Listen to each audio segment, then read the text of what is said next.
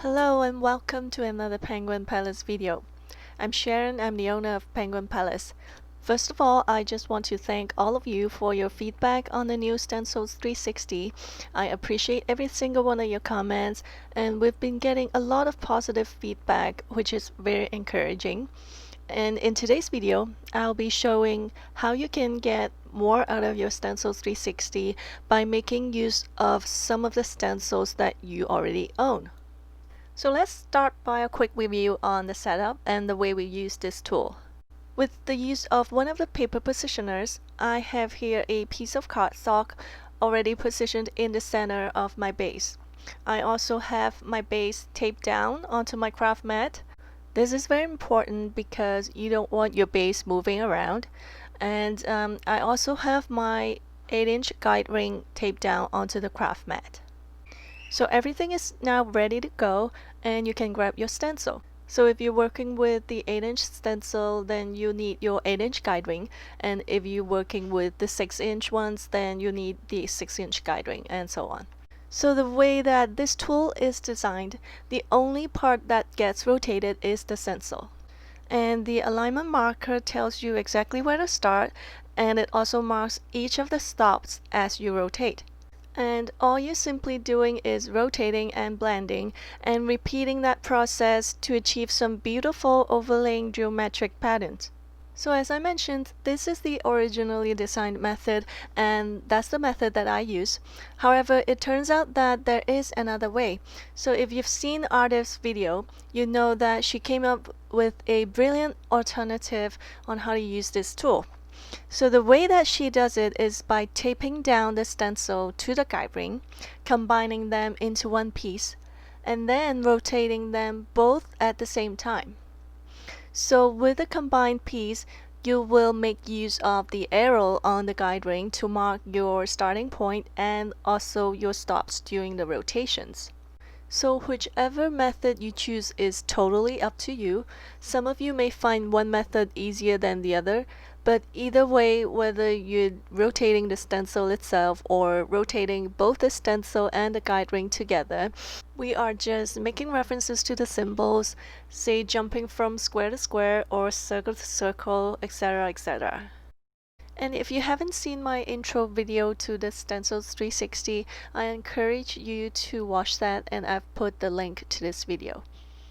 So since the launch of the Stencils 360, we've received quite a few comments asking whether this tool only works with circular stencils or whether it can work with the regular 6-inch by 6-inch stencils, for example. So to answer your questions, I've been experimenting with this, and today I'm going to show you how to combine this tool with the use of a 6-inch by 6-inch square stencil to create something different. So I have here in front of me our Rain of Hearts stencil. It's got the little handhole punch for you to hang your stencil if you like to store them that way. It measures approximately 6¼ by 6 inches. So if I'm using this stencil separately, I would blend the entire seamless pattern to create a full background. However, if I'm combining this with my Stencils 360, you can imagine that if I were to blend the whole pattern at each rotation, it's very likely that you're not going to get a good result because things are going to get too busy and cluttered. So with my 6-inch paper positioner, I have now adhered my cardstock to the center of the base. So instead of using the guide ring with the stencil, I'm now using my paper positioner and basically just using purple tape to tape down my stencil onto the back of it and making sure that everything is nice and flat. I'm using tape on all 4 sides and also adding a bit more at the front to make sure that everything is secure. So in this example, I'm just going to use a portion of my seamless pattern.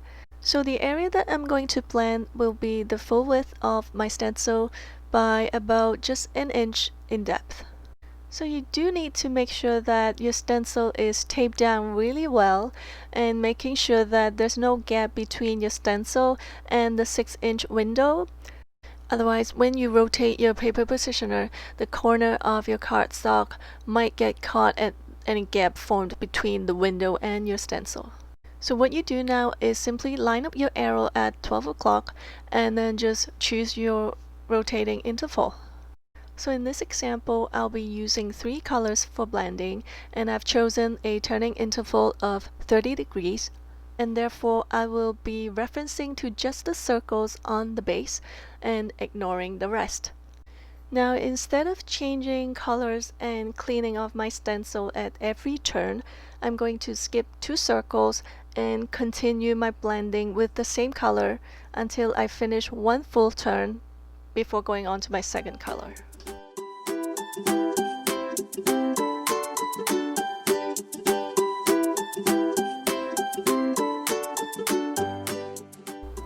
I then go on to cleaning my stencil and moving on to my second color.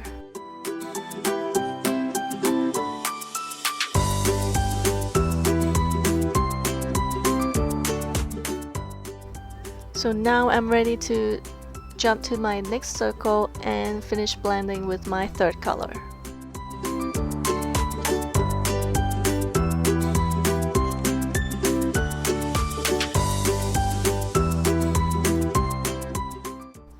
And now I get this unique overlays that would have been difficult to achieve without the Stencils 360 as my guide. And you can see that I get this cool white space resembling an octagon in the center. Then I decided to trim my card down to 5.5 by 5.5. And then I took a sentiment from the Words from the Heart Chapter 2 stamp set. It says, "I'm beyond grateful to have a friend like you." And I'm just white heat embossing the sentiment on some shimmery black cardstock. I wanted to do something cute in the center of my card, so I picked out this image from the My BFF stamp set, and I thought this cute image is the perfect match for my sentiment. I color them in with Copics and die cut it with the coordinating Penguin Perfect cuts. I further die cut a piece using a die from the Warmest Wishes and Heartfelt Notes coordinating dies. I then added a color on the perimeter, and this piece is gonna go right underneath my image. And then I took the same Mysterious Galaxy cardstock to be my card base and just basically adhere everything together.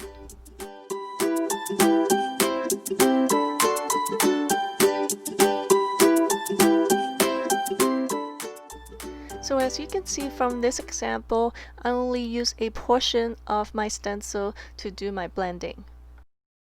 So to answer your question of whether this tool can work with your regular square stencils, yes, it definitely can. However, it does require a little bit of planning ahead and perhaps some trial and error in order to come up with something that looks good. I also made several other attempts just to show you. What I did was blended 2 different sizes of a triangular portion to get different looks. Both were rotated at a 30-degree turning interval, and I ended up with a star-like white space in the middle, which I thought is kind of cool. So I'd say just let your creativity guide you, and by all means just explore what can be done with your existing stencils. So this exercise is very different than using our 360 stencils, since our circular stencils are tailor-made and they are designed to give you great results very easily. But when you're using your regular stencils, just think about what can be done to your stencil to create a design that would appeal to you. There's no right or wrong, and don't be afraid to try different things. And the main thing is to just have fun with it. I hope you enjoyed this video. Thanks for watching. I'll see you next time.